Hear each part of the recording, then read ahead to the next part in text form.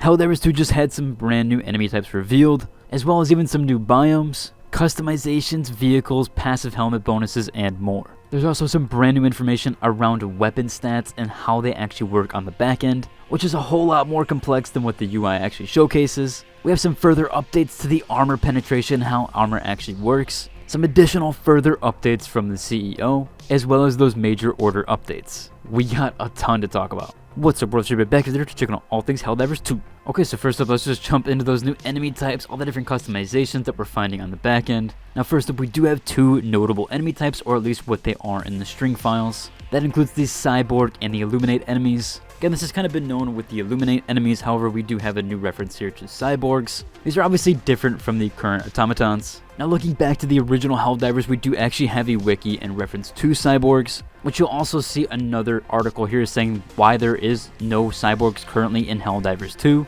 The difference here is that originally or previously the Cyborgs were once human. Obviously the automatons have never been human and they are just robots. So definitely some variants there. We'll have to see what those different enemy types do bring us. A quick shout out to Grouchy1 on Reddit who brought us all of this string files and kind of data mine stuff here. Again, there's a ton of stuff with the biomes. There's different elements. There's different terrain stuff here. There's also references to the moon and different planets. And even planet types that include forest, desert, arctic, sandy, savanna, rocky, paradise, grassland, swamp, snowy, primordial, again the moon, and a few others. And also different types of planets like the sun and different rings or rings around planets. Again, there's a ton of stuff there with the biome, so I'm pretty sure we're going to see a broad range with that. We also do have a ton of different ammo types and forward grips, as well as paint, triggers, underbarrels, magazines, muzzles, and even optics. So there's going to be a ton of different weapon customizations and possibly different weapon stats that can be added to them. Really cool to see how much content is actually behind the scenes, especially with the weapons. Which brings us on to our next point, that the weapon stats are actually much more in depth than what we see on the screen or on the UI.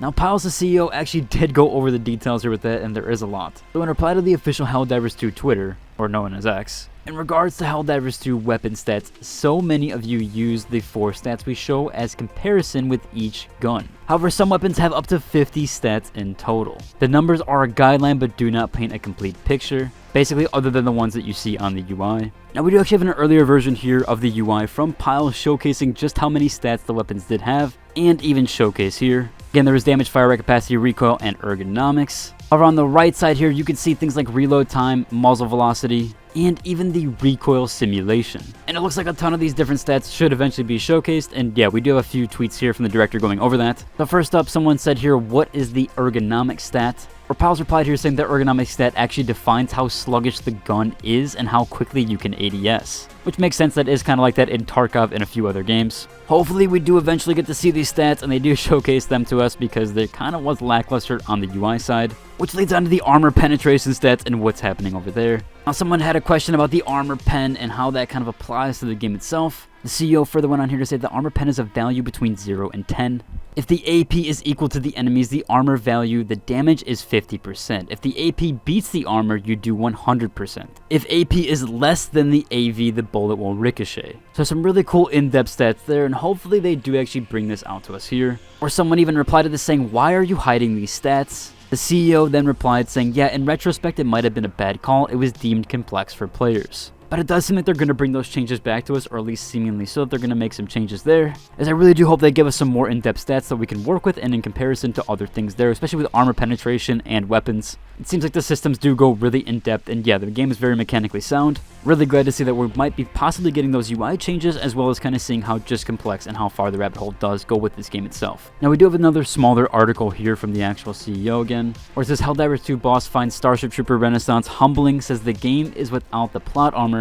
Nothing captures that better than the videos that we've been seeing recently. But yeah, the game can be very intense in times, and I do like the difficulty scaling there. Again, jumping back to the Helldivers 1 and even obviously the Starship Troopers. Obviously there's a lot of inspiration from both, so we'll have to jump back and look at some of those things for what the future might hold.